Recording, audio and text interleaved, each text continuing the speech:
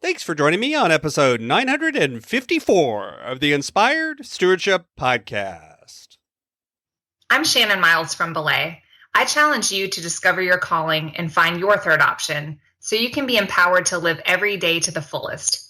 One way to be inspired to do that is to listen to this, the Inspired Stewardship Podcast with my friend, Scott Mader.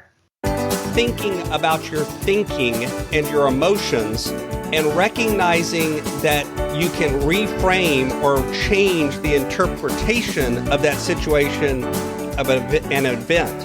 And when you do that, it does have the benefit of lessening emotional and physical feelings of stress and anxiety and pain.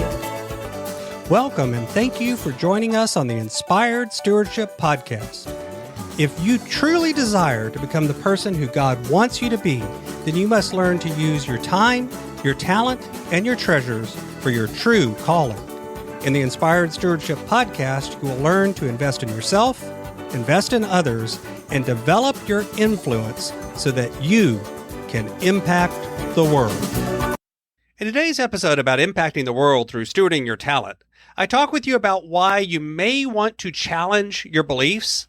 I also share an exercise and some questions that can help you actually challenge your beliefs, and I share why this works. You've heard me talk about developing your talent, and one of the best ways to do that is through books. But if you're like most people today, it's hard to find the time to read, and that's why today's podcast is brought to you by Audible. Go to inspiredstewardship.com/audible to sign up, and you can get a 30-day free trial. There's over 180,000 titles to choose from, and you can pick one and listen your way to developing your talents via Audible. That's inspiredstewardship.com/audible to get your free trial and listen to great books the same way you're listening to this podcast. There are often times in our life when perhaps we undergo a challenging event, we have stress in our life, and we need to challenge the beliefs that we have about that. We need to challenge our thought and our time and what we're dwelling on and how we feel about the event. This is one example of ways that we can challenge our beliefs. When you have those thought patterns where you begin to think, this thing is permanent, this thing is something that is going to destroy my life, this thing is something that everyone knows about and everyone is looking at, and I'm being singled out. It's oftentimes to sit down and take 10 or 15 or 20 minutes of time in private with some space to actually begin to challenge your thoughts. You can be kind and compassionate with yourself. You can look at it and recognize that you are a human being and that you're going to have struggles like this. You can reflect on the experience in a way and recognize that there are other people that have gone through similar experiences, that you're not alone in the feelings that you have. And take some time to notice how you feel, not just in your mind and in your soul, but in your body as well. And you may want to sit down with a trusted friend. Now, this isn't about counseling, and there is a place for counseling, and this does not take that place of counseling. But it is something that we can do often to begin to reset a little. What are the steps of this? What do you do to go through this kind of exercise? First, you need to identify the event. What is it that happened that is causing these feelings? And write that down.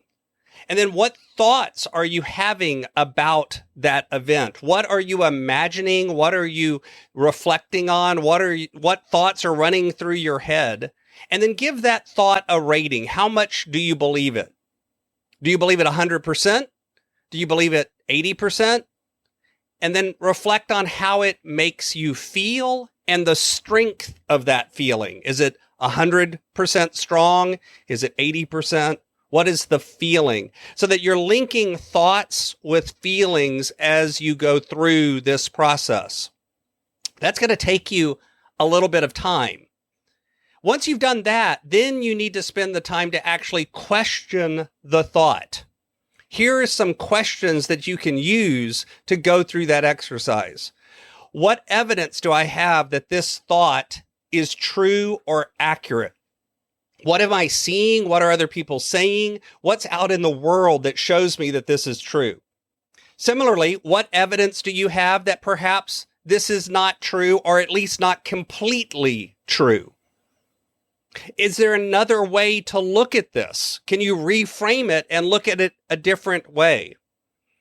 Oftentimes, too, you want to reflect on what is the worst thing that could happen? What is literally the worst thing that could happen? And would you still live? Similarly, what's the best thing that could happen? What positive things could come from this event? And then if you can, what will most likely happen? Either based on past experience or based on getting input from others who have gone through a similar situation, what is the most likely outcome? And what could happen if I continue to dwell on this thought in my head? And what could happen if I can change my thinking about this? What advice would you give to a friend or a family member if this had happened to them? And then let's go back to those thoughts. Go back to the thoughts that you had written down in the first place. How much do you believe those thoughts now? Give it a new ranking. Is it still just as strong, or has it been weakened?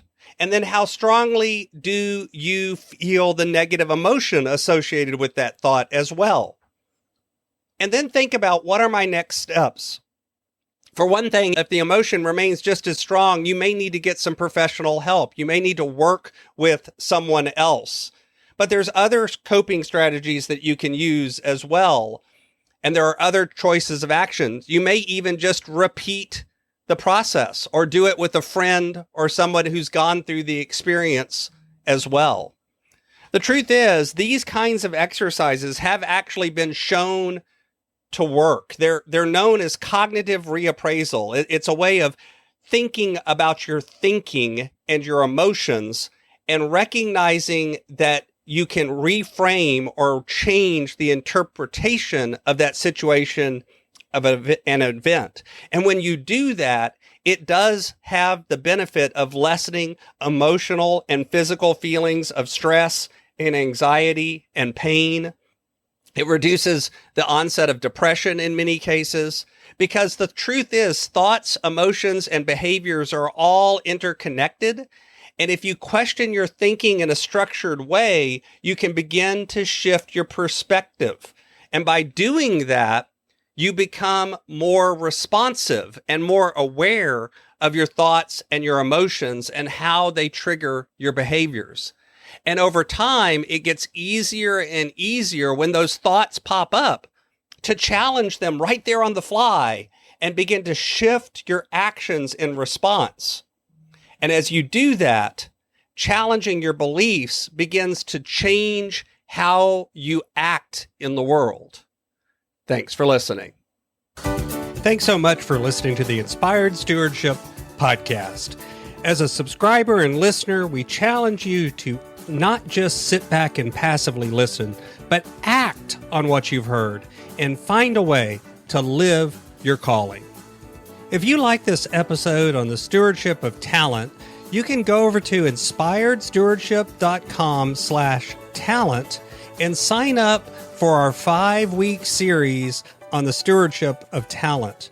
Or if you're in the U.S., you can text 44222 talent tips. That's talent tips to 44222 and get those tips. Until next time, invest your time, your talent, and your treasures. Develop your influence and impact the world.